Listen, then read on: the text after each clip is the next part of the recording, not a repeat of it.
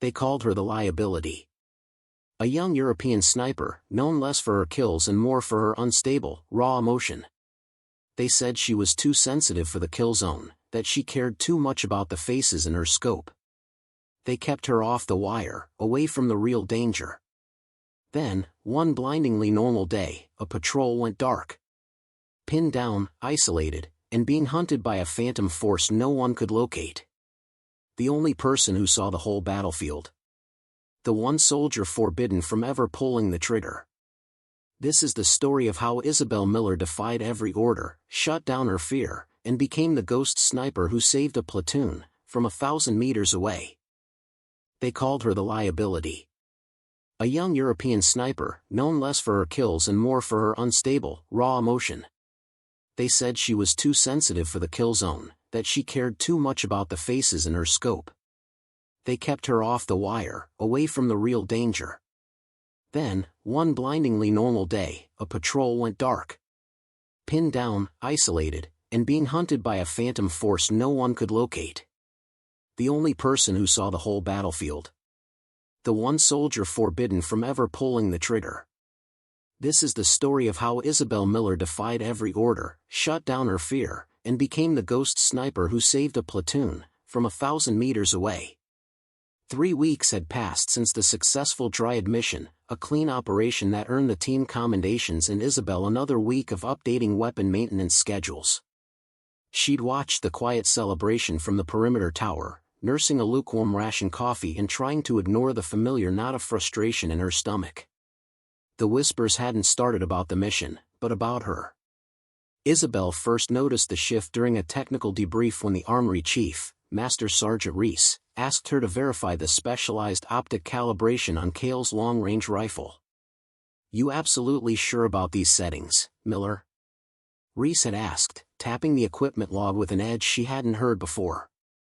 "Because if there's a miss in the field, it reflects on your inventory oversight."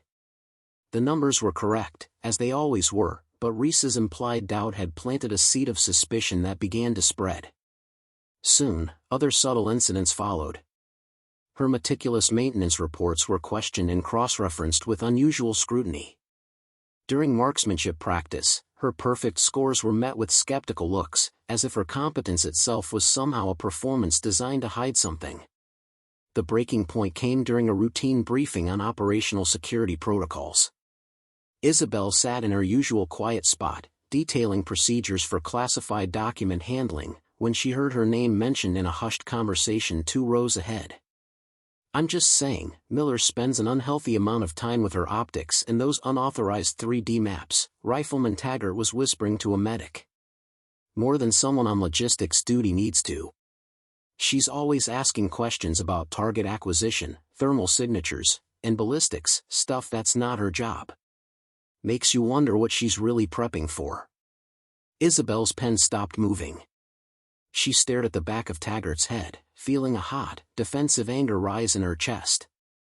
Her dedication to understanding the full operational theater, the thing that made her better than a mere clerk, was being twisted into a sign of instability or ambition that threatened the team hierarchy. After the briefing, she waited for Taggart near the vehicle depot. "Is there something you'd like to address with me directly, Taggart?" she asked, her voice steady despite the adrenaline surge. Taggart looked uncomfortable, glancing around. "Look, Miller, I didn't mean anything by it. It's just, you have to admit you're pretty intense about stuff that's not exactly your specialty. You need to dial it back." "My specialty is ensuring this unit has every advantage possible," Isabel replied.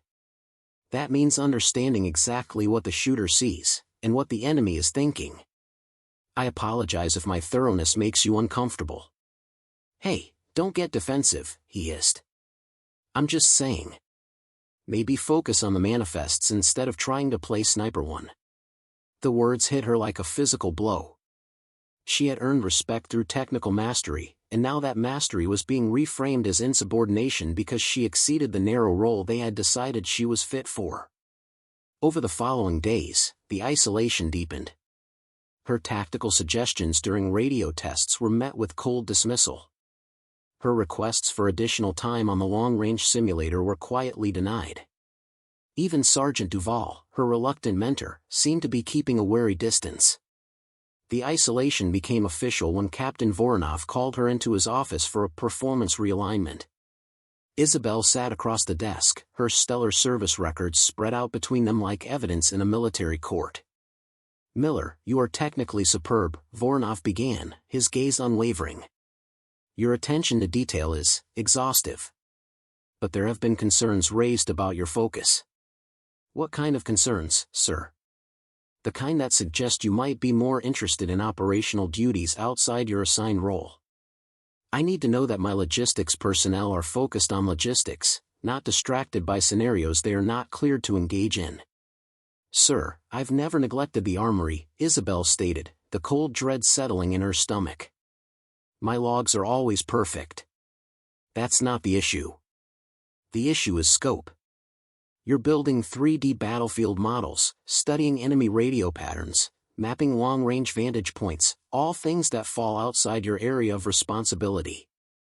It's creating questions about your professional intentions." "My intentions are to be the best soldier I can be, sir. To be ready for whatever the mission requires," Isabel insisted. Voronov leaned back, studying her.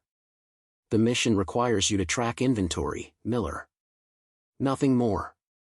I'm going to need you to scale back the extracurricular analysis. Focus on what you're here for."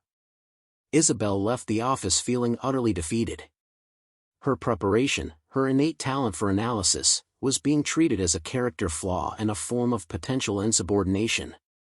She was being pushed into an incredibly small box, told to limit herself to the narrow, unchallenging role others had decided she was suited for. That night, she sat on her cot staring at the glowing display of her custom GIS model for the entire regional sector. Months of secret, careful study, windage charts, elevation profiles, potential infiltration routes, all of it dismissed as inappropriate ambition. She thought about wiping the data, about accepting the limitations. Instead, she folded the hard copy maps carefully and tucked them into the bottom of her personal gear. If today had taught her anything, it was that being ready wasn't about seeking recognition, it was about ensuring survival. The emergency klaxon shattered the routine quiet of Fort Aegis at 14:17 on a Tuesday. The day had been predictably hot, the radio chatter light, and Isabel was halfway through auditing a crate of thermal batteries in the supply depot. She dropped her clipboard and sprinted toward the command center, her heart hammering against her ribs. The command center was pure chaos. Voices overlapped, static dominated the comms, and the air crackled with a cold, terrifying urgency. Through the noise, Isabel caught fragments that made her blood turn to ice. Patrol ambushed. Sector 6 Delta. Contact front and rear. Need air support now. Taking casualties. Isabel pushed through the cluster of personnel until she could see the main digital map display. A blinking red diamond marked the ambush site, a tight, dry ravine known locally as the Serpent's Coil. She recognized the area instantly. She'd spent an entire night charting those high ridges, knowing they were textbook vantage points for a sophisticated ambush. The unit pinned down was Ranger Team Cerberus, one of the security patrols she'd checked out that morning. Captain Voronov stood at the center of the control room, his face etched with grim focus as he coordinated the response. Medic 1, scramble to the perimeter. Rifleman Kale, take your team and attempt a rapid flanking maneuver. We need to suppress the hostiles and secure an extraction point. Sir, Kale's voice crackled through the radio, strained and tight. We have no visual. They're shooting from somewhere on the high ground, but the thermals are clean. They're using a technique we haven't seen. We can't advance. We're being picked apart. Voronov slammed his hand on the console. Then find a way. We have multiple men wounded. I need eyes on the shooters. Isabel watched the satellite feed. The Serpent's Coil was a nightmare of shadowed rocks and sun-baked brush. The firing was sporadic but ruthlessly precise. The enemy was using camouflage and positioning that defied conventional detection. But she knew the terrain. She'd analyzed the exact shadow lines that would appear at 1400 hours, and she knew there was a near-perfect, hidden firing position on Promontory Ridge, point 94, a spot she'd labeled in her private files as the Eagle's Nest. No one would consider it, because it required a 4-kilometer movement over seemingly impassable scree fields, not the 2-kilometer movement the command center was tracking. She stepped forward, her voice cutting through the panic. "Sir, I know those high positions. There's a hidden firing slot on Promontory Ridge, point 94. They are firing from over 1,500 meters. The thermals are clean because they are in the shadow line created by the midday sun hitting the basalt. That is the only place an engagement of this precision can originate." Voronov spun around, his expression shifting from intense focus to cold, sharp irritation. "Miller, this is not the time for—" "Sir, I've mapped every anomaly in Sector 6 Delta," Isabel pressed, her hands gripping the edge of the console. "The flanking approach is a suicide run. The hostiles are using ultra-low thermal signature gear. They are in the Eagle's Nest. I can navigate the scree field and get eyes on that position." "Are you completely mad?" Sergeant Reese interjected, his voice heavy with disbelief. "That ridge is 4 kilometers over exposed rock. Even if someone could get there, they're too far for a rifleman, and we need a specialized spotter team." "I can make the shot," Isabel said quietly. The command center fell silent save for the desperate static. Every eye turned toward her, most filled with disbelief, others with unconcealed pity. Cale's voice crackled through the radio, strained and desperate. "Who's shooting? From where?" "We're taking hits, Command. We need an answer." Voronov's voice was dangerously quiet. "Miller, your comms and logistics. You are not qualified for long-range interdiction.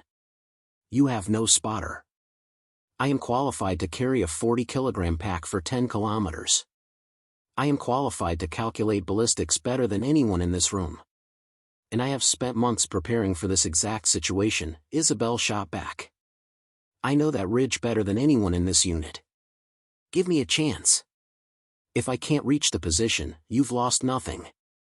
If I can, you save the entire patrol." Voronov studied her for a long moment, then shook his head, his decision final. "Absolutely not. I won't risk another soldier on an unauthorized gambit. We wait for the drone relay from the Central Command satellite. They'll be here in 90 minutes. 90 minutes might be too long, sir," Isabel insisted, her eyes flashing with desperation. "They are being pinned down by an unseen force. Every minute we delay—" "That is not your call to make, Miller. You are dismissed." The words hit her like an icy wind.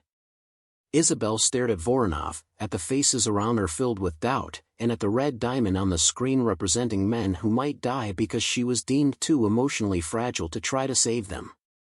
She turned and walked out of the command center, her boots silent on the concrete. The official planning continued behind her, filled with technological solutions that would take an hour and a half to implement, time Ranger Team Cerberus didn't have. We've invested considerable effort in bringing you this story. If you find it engaging, please consider subscribing to our channel. Your support is greatly appreciated. Now, let's return to the narrative. In her quarters, Isabel sat on her cot, staring at her hands. They were strong, steady hands, trained for the smallest adjustments on a rifle scope, capable of manipulating complex equations in her mind. But the base saw them as the hands of a logistics clerk, not a killer. She thought about Sergeant Tyrus, the Cerberus team leader. He was one of the few who had sometimes nodded at her during briefings, treating her with the quiet respect due to any professional. Now he was pinned down and bleeding because she was not considered capable of helping him. Isabel stood up and began gathering her gear. Not the standard-issue rifle and vest they would eventually bring to the extraction zone, but her private, specialized deployment pack. It contained an external hard drive with her GIS models, a custom-calibrated long-range targeting computer she had assembled from parts, and most critically, her own rifle, which was chambered for specialized subsonic, non-tracer rounds, perfect for silent, unseen interdiction. Gear that no one knew she had because no one thought she'd ever need to use it. She had spent 4 months being told she wasn't enough. Today, she was going to prove that her commitment to every detail was the only thing that mattered. Isabel waited until the base activity was focused entirely on the escalating crisis. The command center was still a hive of activity, but most of the security personnel were focused on guarding the ready line for the expected drone relay. She slipped out of her quarters with her heavy pack loaded, her mind razor-sharp, the emotional static she was famous for completely silenced by cold necessity. The route she'd memorized led through a rarely used service road that connected to the main motor pool, then branched into a utility trail that would take her to the base perimeter. She'd walked it dozens of times during her off-duty hours, timing herself, learning every shadow and blind spot.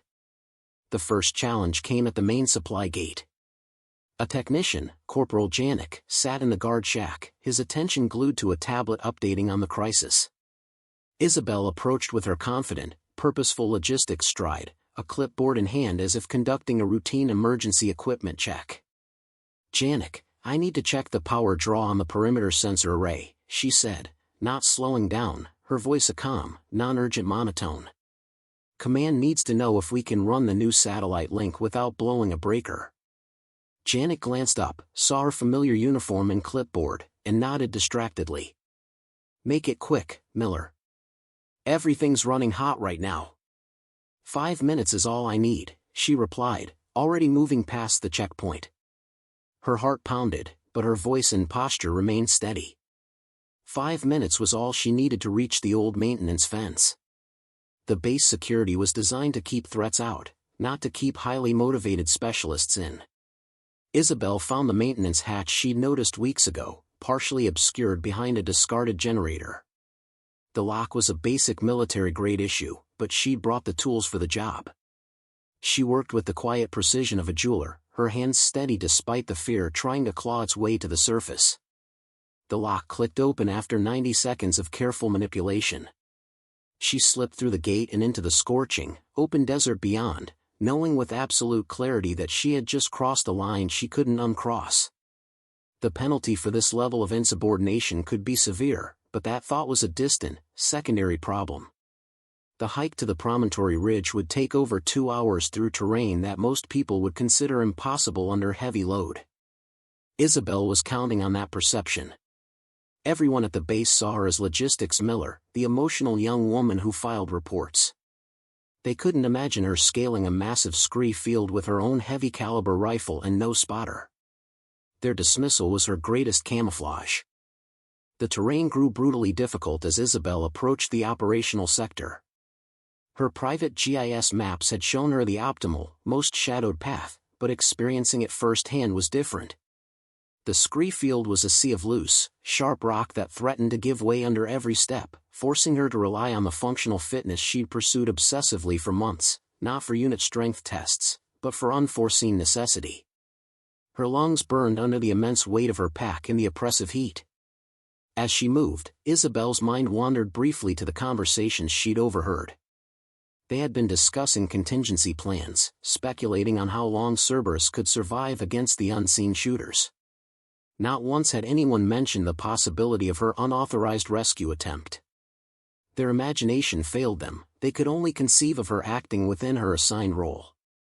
This total lack of expectation was her single greatest advantage. Finally, she reached the base of Promontory Ridge, point 94. The ridge rose like a jagged wall of broken stone, its surface carved by wind and weather into a complex maze of potential handholds and lethal drops. This was the Eagle's Nest, the only position within the sector that provided a clear, unobstructed 1,500-meter line of sight into the Serpent's Coil ravine, and simultaneously offered a shadow profile clean enough to foil thermal imaging at 1,400 hours. Isabel paused at the cliff face, checking her equipment one final time. Her specialized tripod for the rifle, secured. Her custom-made data tablet for the long-range targeting software, accessible. Her heavy-caliber rifle, loaded with the subsonic ammunition. She hadn't brought a communication radio, she didn't want to receive the inevitable stream of direct orders to return. The time for talking was over. The initial ascent of the cliff was the most technically demanding. The rock face was nearly vertical, and the rock was slick with fine dust. Isabel climbed with the focused, quiet determination that had defined her training. She tested each grip, each foothold, never committing her full weight until she was certain the rock would hold. Her personal training, a hidden passion for solo high-altitude climbing, kicked in. Her unit saw her as too small for physical challenges, so she'd kept this skill a secret. Now, that secret was the only thing standing between Ranger Team Cerberus and death. As she climbed higher, the wind picked up, carrying with it the faint, terrifying sound of automatic fire from the distant ravine. The command center was still circling the official routes, waiting for the satellite relay. Isabel knew the moment her absence would have been discovered. The official inventory audit would have been flagged as incomplete, and the guard at the maintenance gate would have finally connected her non-urgent request to the missing soldier. She wondered what Voronov would be saying, whether they'd assume she'd panicked and deserted, or if they would piece together the audacity of what she was attempting. It no longer mattered. She was committed, suspended between the baking ground and the high position, with nothing but determination and precise planning to bridge the gap. Above her, hidden in the shadows of the ridge, the enemy shooters were waiting, confident that no one could see them. Isabel checked her rifle scope, already attached to the specialized climbing harness on her back, and smiled grimly. Time to show them what emotional paralysis could accomplish.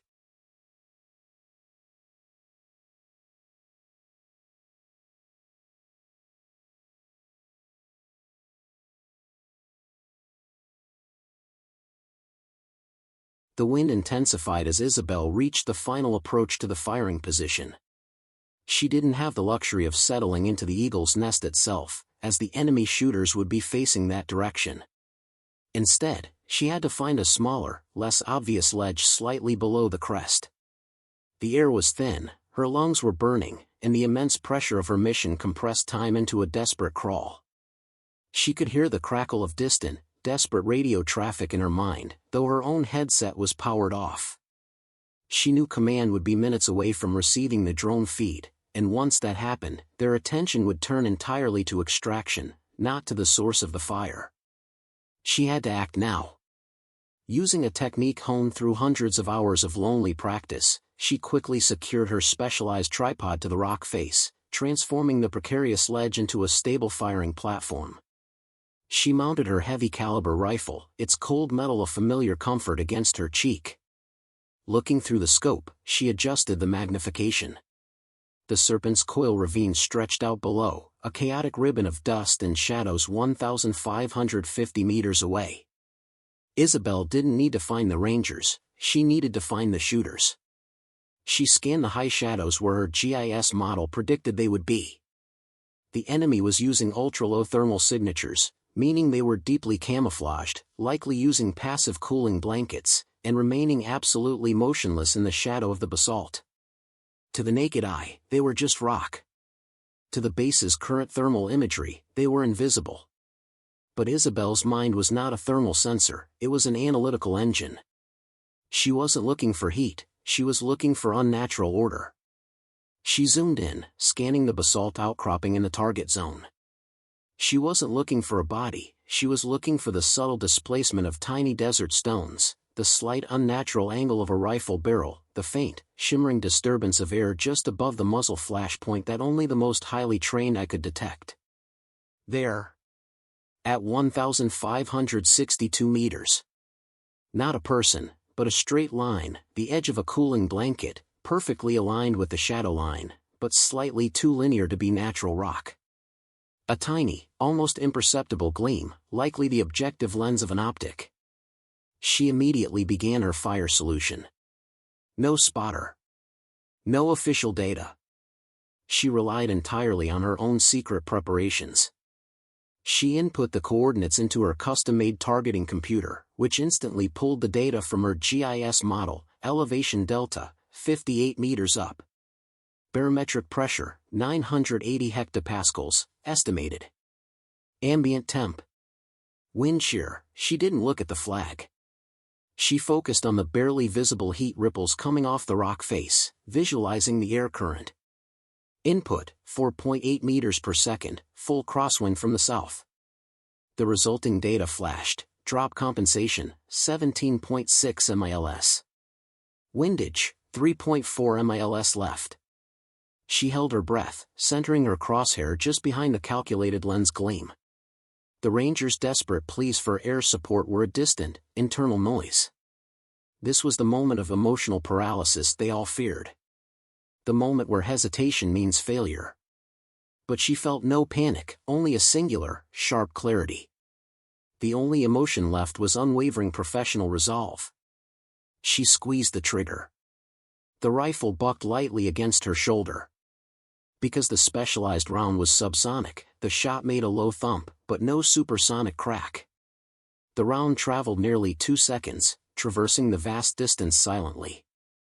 Through the scope, the rock where the target was hidden erupted in a small shower of sparks and pulverized basalt. The straight line of the cooling blanket vanished, replaced by an uncontrolled rush of hot air and dust. On the command center radio, Cale's voice suddenly cut through the static, filled with absolute shock. "Command, cease fire. The fire has stopped. We took a hit on the high ground." "Who was that? Who's shooting? From where?" Isabel cycled the bolt, ejecting the spent casing. She was already scanning for the second shooter, whom her model predicted would be slightly higher on the ridgeline, using the first shooter's volume of fire for cover. Her action was discovered. Her position was not yet compromised, but the mission was now on the clock. Target 2, 1,570 meters. Same elevation, different wind calculation due to the chimney effect of the ridgeline. Isabel made the new adjustment. She knew the enemy would be panicking, looking for the source of the attack. She found the next anomaly, the faintest movement as the second shooter shifted his optic to scan the high ground. She fired. Another silent thump. Another explosion of dust on the ridge. Cale's voice, a high-pitched whisper command. "We are clear. They're down. Both of them. We're moving to cover. Tell me who that was." That was impossible. Isabel knew the moment had come. She checked the rifle's status. 2 threats neutralized. Team Cerberus saved. She had defied direct orders, violated security protocols, and executed a hostile engagement without authorization or a spotter. She had become the ghost sniper they never knew they needed. She keyed her pack's emergency satellite beacon, a signal that would pinpoint her exact location on Promontory Ridge. Then, she began the careful, lonely process of rappelling down the cliff face.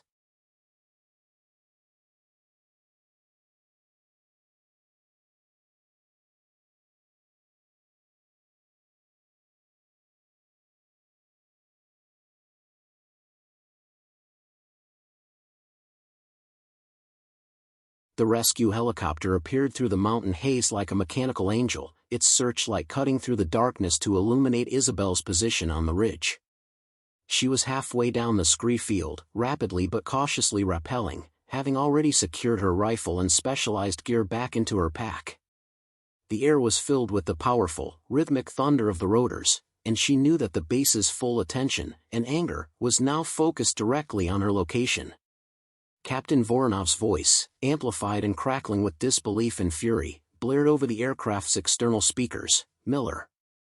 Identify yourself. That is an unauthorized extraction signal. Drop your weapon and remain in position. That is a direct order." Isabel clipped a small, rugged handheld radio to her vest and keyed the microphone. Her voice, though steady, was thick with the exhaustion and adrenaline that threatened to overwhelm her. "Captain, this is Specialist Miller. Requesting immediate extraction for Ranger Team Cerberus. My location is secure, hostiles neutralized. I am proceeding to the rendezvous point for debrief." There was a pregnant pause from the helicopter, a silence that carried more weight than any shouted order. "Miller, did you just report hostile neutralization at 1,500 meters without a spotter?" "Confirm your status," Voronov demanded, the disbelief heavy in his tone. "Confirmed, sir," Isabel replied, her boots finding purchase on the more stable ground at the bottom of the scree field. 2 hostile snipers interdicted. The team is moving to the recovery zone. Send in Medic 1, and dispatch the engineering unit to secure the hostile optics. They are using an ultra-low thermal system that needs immediate analysis.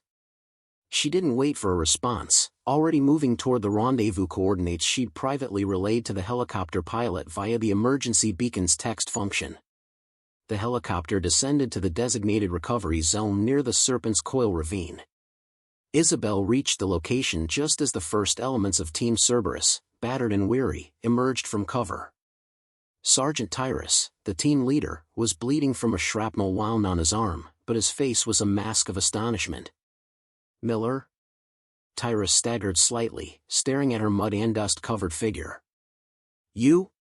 What in God's name, who took those shots?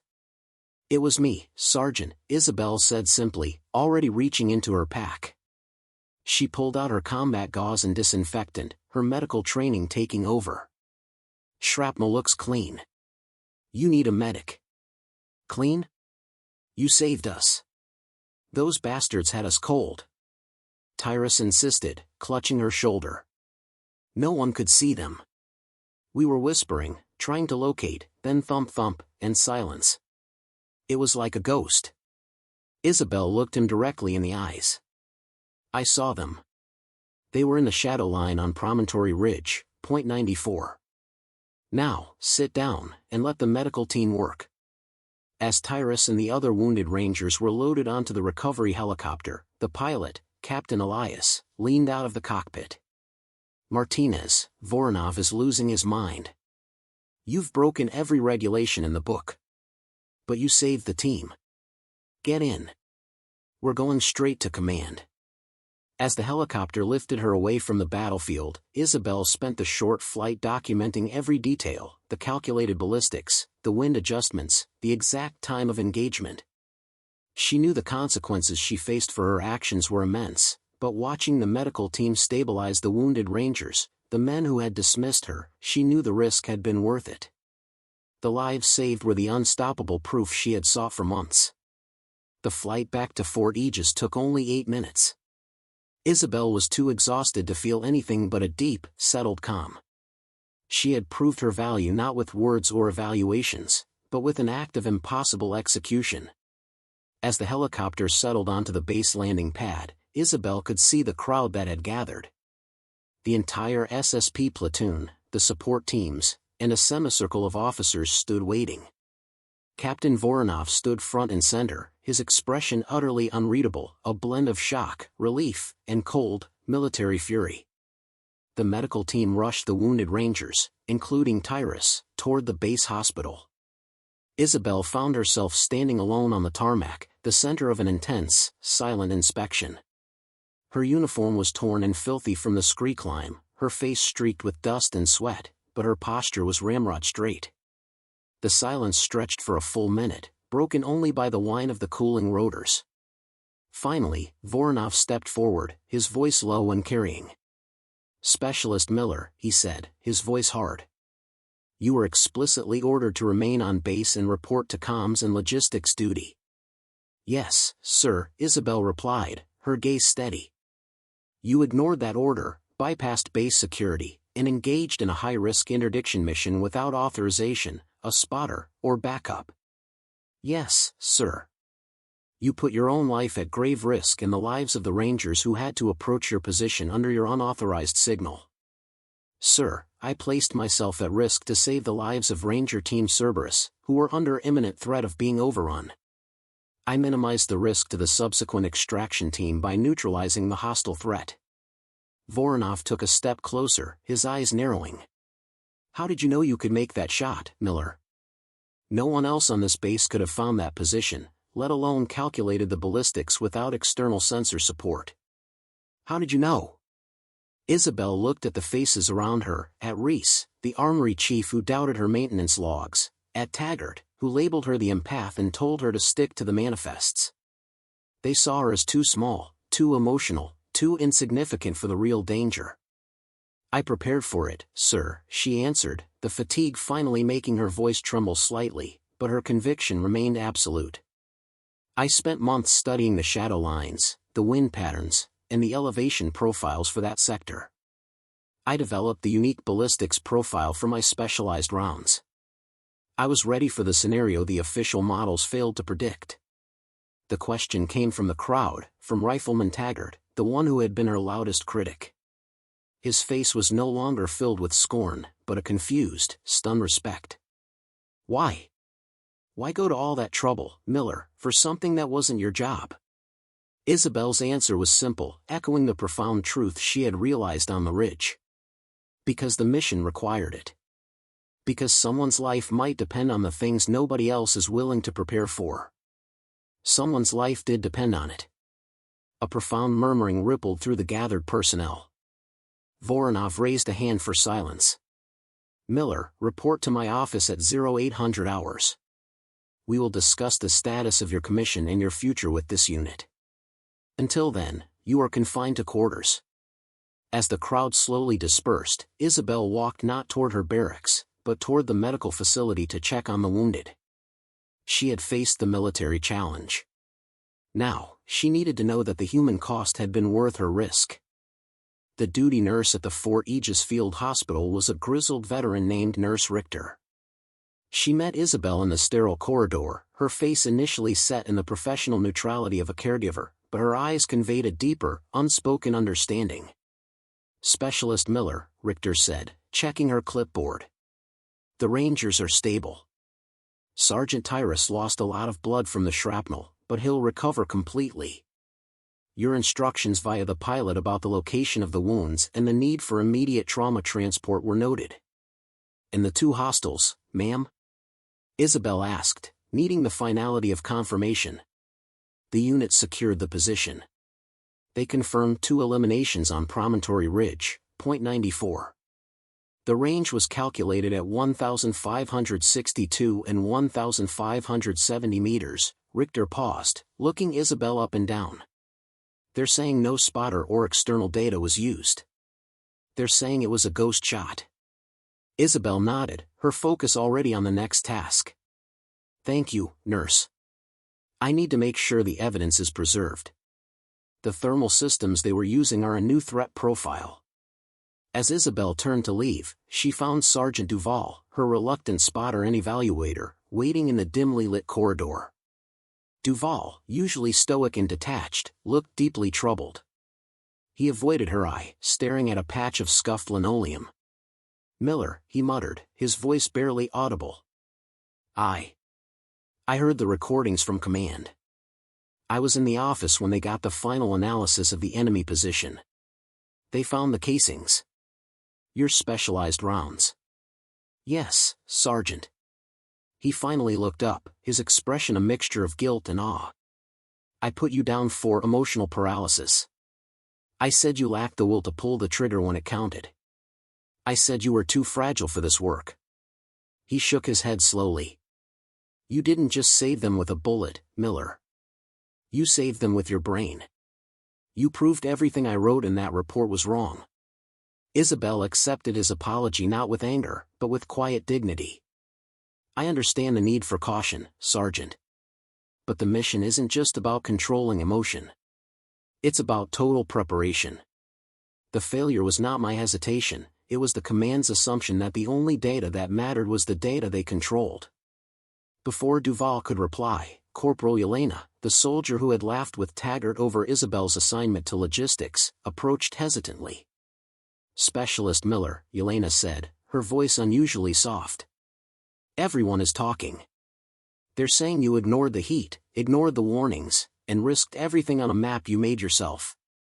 And what are they saying now, Corporal? Isabel asked. Yelena smiled faintly, a genuine, warm expression that melted the years of cold professionalism. They're saying that maybe the best spotter is the one who sees the battlefield when no one else is looking. They're saying they wish they'd had you on the wire sooner. The tide of perception had definitively shifted. The stigma of the empath had been replaced by the legend of the ghost sniper. Isabel finally allowed a flicker of the intense, raw emotion she was known for, not fear, but vindication, to cross her face. She was not a liability. She was the one who had seen the whole picture. She was ready for the final confrontation with command. Isabel stood outside Captain Voronov's office at exactly 0800 hours. Her uniform was now clean and pressed, the dust of the ridge scrubbed away, but the dark circles under her eyes attested to her ordeal. She had slept less than 3 hours. The events of the previous day, the climb, the shots, the return as both a savior and a court-martial candidate, felt like a surreal dream. Through the partially open door, she could hear heated discussion. She recognized Voronov's sharp, authoritarian tone, but there were other, higher-ranking voices present, voices that carried the authority of the regional command structure. Complete disregard for the chain of command, Major, but she saved a full team. Setting a precedent that soldiers can decide which orders to follow is unacceptable. The technical skill demonstrated is exactly the kind of initiative we need to counter these new threat profiles. Isabel straightened her shoulders, took a deep breath, and knocked once on the door frame. "Sir, Specialist Miller reporting as ordered." "Enter," Voronov commanded. Isabel stepped inside to find herself facing a serious tribunal. Besides Voronov, there were 2 other officers present, Colonel Petrov, a severe-looking regional intelligence chief, and Lieutenant Colonel Hannes from the Inspector General's office. Their expressions ranged from Petrov's intense curiosity to Hannes's stern condemnation. "Miller," Voronov began, his fingers resting heavily on a stack of incident reports. "You are here because your actions yesterday created a significant problem for this command. You disobeyed a direct order, violated base security protocols, and engaged in an unauthorized kinetic operation that could have resulted in your death, the compromise of the mission, and the loss of sensitive equipment." "Yes, sir," Isabel replied, her stance firm. However, Colonel Petrov interjected, leaning forward, his eyes fixed on hers. "You also saved the lives of Ranger Team Cerberus, and in the process, you identified a new, sophisticated enemy threat, the ultra-low thermal camouflage, that our existing surveillance models failed to register. Sir, the hostile equipment has been secured, and the data should already be in analysis," Isabel confirmed. Lieutenant Colonel Hannes slammed his hand lightly on the desk. "We are not debating intelligence, Specialist. We are debating discipline. You are a logistics specialist. You took a rifle, went off base, and became a sniper. That is not initiative, that is potential insubordination." "Sir, I disagree," Isabel stated calmly. "My primary duty is to support the mission and protect the lives of the unit. When the official command structure failed to identify the threat, and the conventional rescue route was determined to be too slow, I used the only operational advantage available to the unit, my specialized knowledge of the battle space." Voronov looked at her, then glanced down at his desk. He picked up one of her training evaluations, the one signed by Duval, noting her emotional paralysis. "Miller, you were known for your sensitivity. You were marked as being prone to hesitation," Voronov stated, the accusation hanging in the air. "Yet, under the highest possible duress, you executed a successful, unassisted 1,500-meter shot. I want to know, in plain terms, what gave you the confidence to risk your life and your career on that ledge?" Isabel looked from Hannes, the voice of regulation, to Petrov, the voice of intelligence, and finally to Voronov, her commander. "Sir," she said, her voice clear and strong. "They told me I was too emotional to be a soldier. But my preparation wasn't driven by cold logic, it was driven by the knowledge that I couldn't live with the consequence of not trying. My preparation, the one you ordered me to stop, gave me the confidence. The lives of those Rangers gave me the reason." The interrogation continued in Voronov's office, feeling less like a disciplinary hearing and more like a tactical debriefing. Lieutenant Colonel Hannes, focused on the breach of protocol, hammered Isabel with questions about her unauthorized gear and movement. "Specialist Miller, you bypassed 3 layers of military security, including the motor pool checkpoint. How did you know your actions wouldn't be mistaken for an enemy incursion, leading to a friendly fire situation?" Hannes demanded, his face tight with controlled frustration. "Sir, the risk was calculated," Isabel replied, unwavering. "I moved outside the established patrol routes. The primary concern during the ambush was ground infiltration, not a solo, high-angle approach. I knew that by the time I reached the firing position, command would be focused entirely on the ravine, and my ascent would be invisible to their current operational scope. The use of a specialized, non-military beacon was deliberately chosen to signal friendly status only upon successful completion of the engagement, minimizing confusion until the threat was neutralized. Colonel Petrov, the intelligence chief, finally interjected, clearly more interested in the solution than the infraction. The hostile weapons we recovered at Point 94 were confirmed to have advanced thermal dampening. This capability indicates a major escalation in threat level. Miller, you identified this before we had any intelligence reports. Where did you get the data to predict that specific hostile profile? Isabel took a deep breath. This was the moment she justified months of secret, unsanctioned work. Sir, I didn't get the data from official reports. My analysis was built on cross-referencing low-level thermal spikes from previous skirmishes with atmospheric data and known geological anomalies in Sector 6.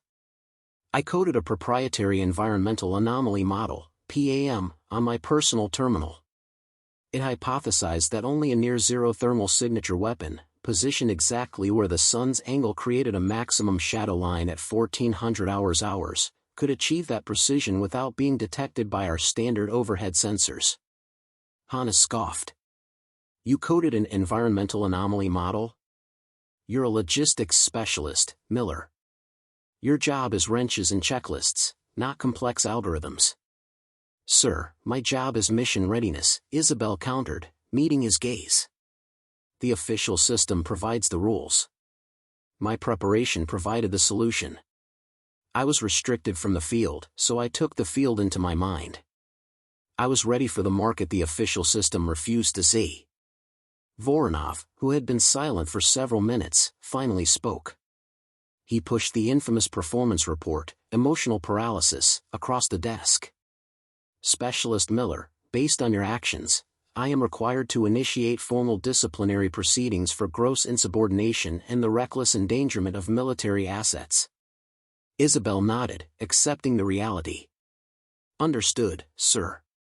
However, Voronov continued, his voice softer, Colonel Petrov has already filed an official recommendation to fast-track your PAM model and its findings directly to Regional Command Intelligence for immediate adoption. And Lieutenant Colonel Hannes, Voronov paused, a faint flicker of defiance in his eyes, despite his concerns, has admitted that your analysis has, quote, provided the most actionable intelligence this unit has received in 3 months. Voronov stood up, towering over the young specialist. You broke the rules because the rules were wrong. You saved those men not through brute force, but through superior, unconventional preparation. I will initiate the formal proceeding, but I will also personally draft the commendation for the Cross of Valor. You will be confined to quarters pending the official review. Dismissed. Isabel saluted, a profound weight lifting from her shoulders. The consequence of her competence was a battle she was now prepared to fight, knowing her actions spoke louder than any protocol. Isabel returned to her quarters, the small, austere room now feeling like a sanctuary. She sat down, her body finally acknowledging the fatigue of the previous 24 hours. She had saved the team, faced her commander, and had, against all odds, forced the rigid military structure to acknowledge the value of her extracurricular expertise. The confinement to quarters was less a punishment and more a necessary bureaucratic quarantine while the command structure figured out how to officially process a soldier who was simultaneously a hero and a felon. Later that afternoon, a quiet knock came at her door. It was Sergeant Tyrus, leaning heavily on a crutch, his arm heavily bandaged, escorted by Nurse Richter. I didn't think I'd be allowed to visit, Isabel said, rising quickly. Orders are orders, but the doc signed off on a supervised visit for critical morale reinforcement, Tyrus said, grimacing slightly, but his eyes were warm. He nodded to Nurse Richter, who discreetly stepped away to monitor the end of the corridor. Tyrus entered the room, leaning against the wall, taking in the small, organized space, particularly the neatly folded, oversized GIS map tucked into a corner locker. I saw the map, Tyrus admitted, nodding toward the locker. Your map. I saw the official drone footage finally came through this morning. They marked the exact spot where they found the casings. Your spot. In the range. It was just preparation, Sergeant, Isabel insisted. Preparation? Miller, we were veterans. We had the latest thermal gear. We were pinned down and dying by something we couldn't even see. Tyrus paused, shaking his head. And you, the kid who was supposed to be counting batteries, you saw the whole damn thing from 4 kilometers away because you studied the angle of the sun. You saw what we were too proud and too busy to look for. He reached into his pocket and pulled out a small, bent piece of metal, a fragment of shrapnel. This came out of my arm. You saved my life, Miller. And the lives of my team. We were whispering out there, terrified, asking each other who's shooting. From where? We were calling for a miracle. He looked at her, his expression serious. Now the word is out. They aren't calling you the empath anymore. They're saying that when command told you to stand down, you saw the true order, the moral order, and acted on it. The name they're using now, when they think the officers aren't listening, is the ghost sniper. Isabel felt the familiar rush of emotion, but this time, it settled into quiet resolve, not weakness. I just did my job, Sergeant. No, Miller, Tyrus corrected gently. You forced us to redefine the job. Your courage wasn't in the pull of the trigger, it was in the choice to climb that ridge when everyone told you to stay small. He handed her the piece of shrapnel. Keep it. A reminder that sometimes, the most effective weapon is the preparation that no one else believes in. Tyrus left shortly after, leaving Isabel alone with the small, cold piece of metal. She looked at it, then at the empty wall, finally allowing herself the quiet realization that her internal battle for acceptance was over. The rigid walls of the unit hadn't broken down, but she had punched a hole clear through them. The official disciplinary hearing took place 3 days later, but the atmosphere was less adversarial and more strategic. The incident had become too high-profile. Colonel Petrov had successfully leveraged Isabel's success and her PAM model, turning the case from one of insubordination into one of essential, non-traditional innovation. The verdict, delivered by Lieutenant Colonel Hannes with a grudging respect, was unprecedented. Formal sanction, Specialist Miller received a reprimand for gross insubordination and the circumvention of base security protocols. Her pay was docked for 1 month, and she was restricted from field duty for 90 days. Official commendation, Specialist Miller was awarded the Regional Cross of Valor for actions above and beyond the call of duty, leading directly to the saving of Ranger Team Cerberus. Operational reassignment, the most significant change was her future role. Voronov read the final order from Regional Command, effective immediately. Specialist Miller is detached from her assignment in comms and logistics. She is reassigned to the new Threat Assessment Cell, NTAC, reporting directly to Colonel Petrov's intelligence sector. Voronov looked at her, and for the first time, Isabel saw not a commander, but a man who had been taught a difficult lesson. Miller, you will be the lead analyst for the development of the PAM, Proprietary Environmental Anomaly Model. Your mandate is to continue your extracurricular activities, specifically, to anticipate threat profiles and enemy positioning using unconventional data modeling.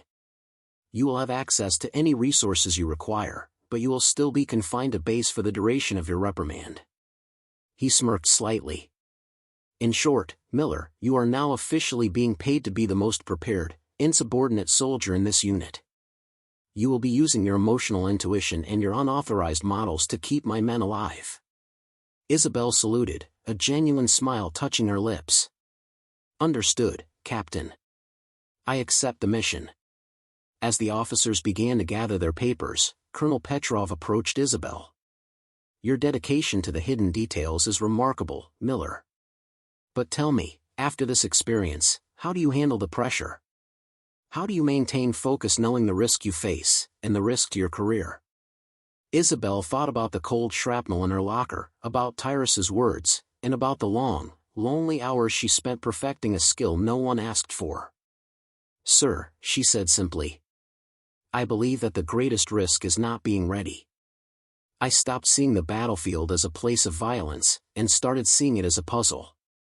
And when I find a piece that doesn't fit, a shadow too long, a thermal reading too low, I can't ignore it. My focus isn't discipline, sir. It's absolute clarity. The final moments of her confinement and her status as the overlooked specialist were dissolving. She had been given the resources, the authority, and the validation to pursue her unconventional expertise. The young woman dismissed for being too emotional was now the ghost sniper, the unconventional analyst whose unique mind was deemed essential to the survival of the entire regional command. She was no longer waiting for an opportunity, she was creating the new operational standard. Isabel began her new role immediately. Her former office, a small, shared space near the armory, was replaced by a secure, isolated server room within the intelligence sector. She was no longer moving crates, she was manipulating terabytes of data. Her workbench was covered not with wrenches, but with high-end monitors displaying complex, three-dimensional geospatial models. Her restriction to base felt less like a punishment and more like a focused, protected research grant. She was finally free from the tedious routine and the judgment of her peers. Colonel Petrov had provided her with an unlimited budget for computational resources, recognizing that her proprietary environmental anomaly model, PAM, was the key to countering the region's evolving threats.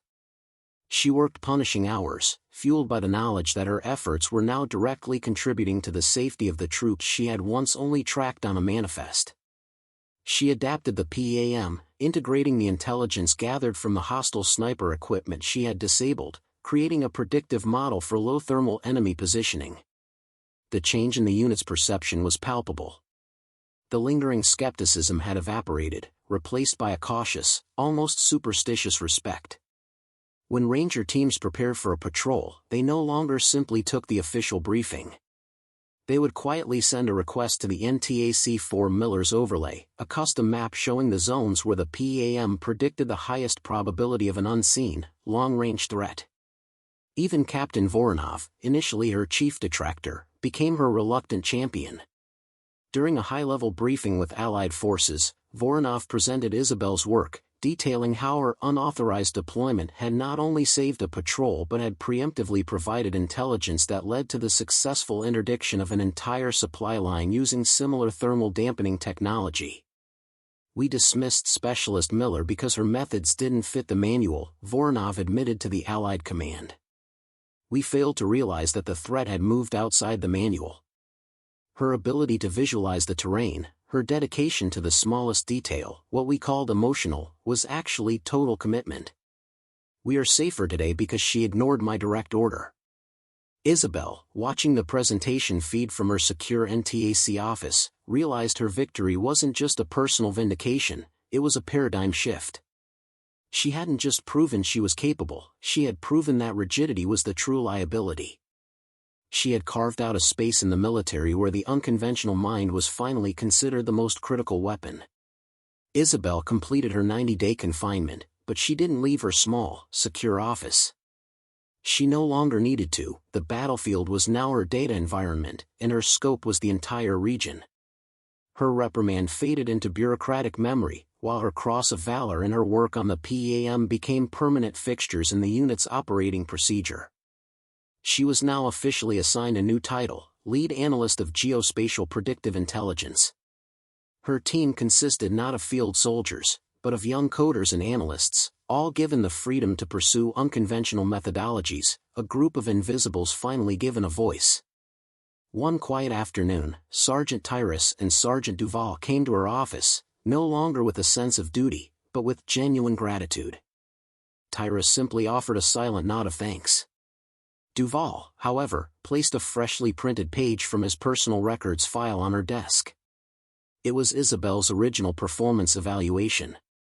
Where he had once written prone to emotional paralysis, Duval had used a thick, black marker to score out the line. Underneath, he had neatly typed a single sentence, operational assessment, the most prepared soldier I have ever known. That's the one that matters, Miller, Duval said quietly. It's in the system now. You earned it. Isabel looked at the amended report, the years of dismissal finally corrected by the evidence of her singular action. She realized that her greatest struggle wasn't against the enemy on the ridge, it was against the narrow expectations of her own side. She had proven that passion wasn't a flaw, and that the determination to know every detail, even the details no one asked for, could be the difference between a mission's failure and the preservation of life. Her legacy wasn't the ghost shot, it was the new mandate she had forced upon the unit, to never underestimate the power of quiet, unconventional dedication. She had proven that when others are focused on the obvious, the only way to save a life is to find the hidden path. The European young woman they called the Liability had become the most valuable asset on the base, the ultimate example of the power of the prepared mind. Up next, you've got 2 more standout stories right on your screen. If this one hit the mark, you won't want to pass these up. Just click and check them out. And don't forget to subscribe and turn on the notification bell so you don't miss any upload from us.